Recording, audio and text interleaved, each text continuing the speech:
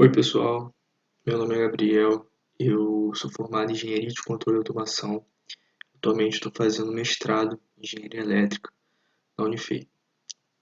Bem, o professor Paulo me pediu, para fazer alguma apresentação sobre qual é a minha linha de pesquisa, o que eu estou pesquisando atualmente, para mostrar para vocês. Bem,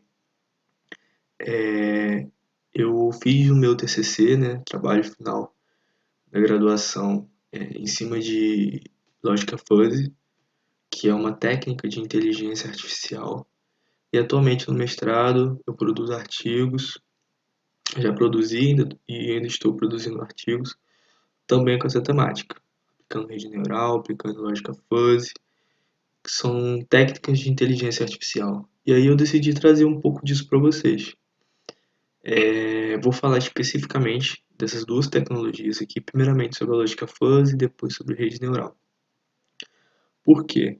Porque eu acredito que inteligência artificial é o presente e é o que vai ditar o futuro. Não somente em sistemas de distribuição, sistemas elétricos, mas sim em todos os setores, no geral, como por exemplo o setor agropecuário, que é um setor que utiliza cada vez mais técnicas de inteligência artificial, e setores industriais também. E bem, para começar a falar um pouco da lógica fuzzy, tenho que explicar que a forma de pensar do ser humano e a de máquinas é totalmente diferente. O ser humano ele lida com imprecisão, incerteza, e as máquinas elas lidam de forma binária, 0 ou 1. Ao eliminar essa restrição das máquinas, fazendo com que elas consigam lidar com incertezas, nós temos um sistema inteligente. E aí, motivado pelo desejo de criar raciocínio em sistemas artificiais, o ser humano desenvolveu essas técnicas de inteligência artificial. E a lógica fuzzy, ela trabalha com variáveis linguísticas, variáveis que o ser humano consegue entender, como por exemplo, pouco, muito, alto, baixo, médio, frio, morno, quente, e faz uma análise de valores com essas variáveis, fazendo com que elas tenham um grau de pertencimento, não somente como 1 ou 0 ou 9, mas sim podendo pertencer a duas variáveis ao mesmo tempo, tendo um grau de pertencimento entre elas. E eu vou mostrar agora uma ferramenta no MATLAB, que é a Toolbox Fuzzy Logic Designer. Eu preparei uma aplicaçãozinha bem simples, só como forma de introduzir isso, para vocês aprenderem um pouquinho. Aqui estão as minhas entradas, aqui as minhas funções de pertinência, que são minhas regras que ligam as entradas e saídas, e aqui é a minha saída. Eu coloquei como exemplo didático aqui a corrente como entrada e a saída a temperatura. E mostrando um pouco para vocês, aqui eu utilizei alta corrente, média corrente, baixa corrente. Temperatura quente, morno e frio. Então, como vocês podem ver, o morno aqui, ela pertence ao mesmo tempo às duas variáveis, quente e frio.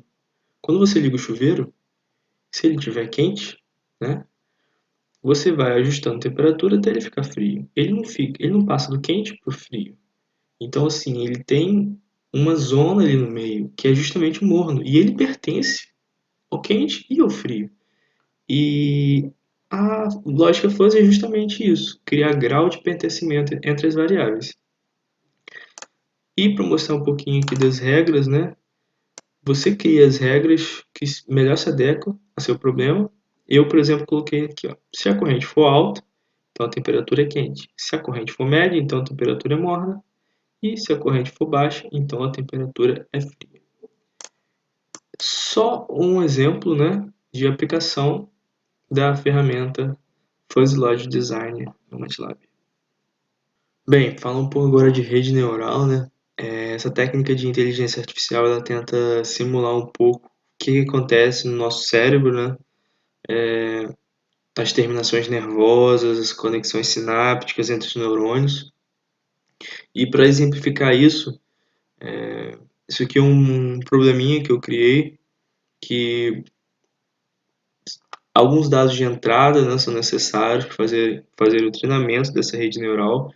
E eu utilizei como dados de entrada o tempo, a corrente e a tensão. Esses dados foram passados através dos neurônios artificiais, né, criados pela rede, calculados, né, e essas informações foram passadas para os neurônios seguintes até chegarem na camada de saída, onde eu consegui estimar meu SOC, meu state of charge, meu estado da capacidade da bateria. E essa rede neural, né, ela aprende essas informações e consegue replicar isso, né? Por exemplo, para outras situações onde os valores de entrada são desconhecidos. E ela é muito boa, né, para fazer previsão, classificação, reconhecimento, dentre outras aplicações. E no MATLAB eu também tenho uma ferramenta que ela consegue criar redes neurais para simulação, chamada de NN2.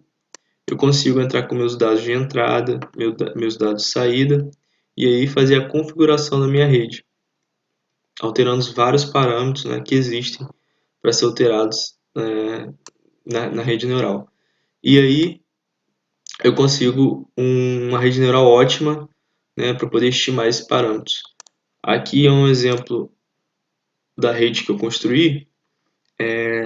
Ela está classificando, está aproximando muito bem o valor de SOC, tanto que nós só conseguimos ver, né, que existem dois gráficos aqui, um em cima do outro, quando a gente dá vários zooms, né? E aí consegue perceber, né, que uma curva está bem próxima da outra curva, que são ciclos de bateria, né? E assim, ao longo da vida útil da minha bateria, ela conseguiu estimar muito bem como que seria isso. E por último, né, vou deixar passando um vídeo aqui.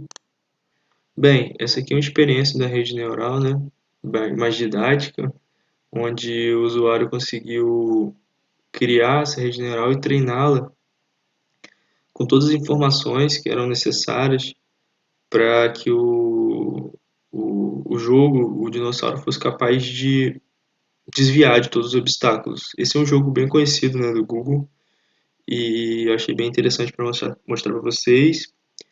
E é isso, eu espero que tenham gostado e espero que tenham despertado a curiosidade de vocês.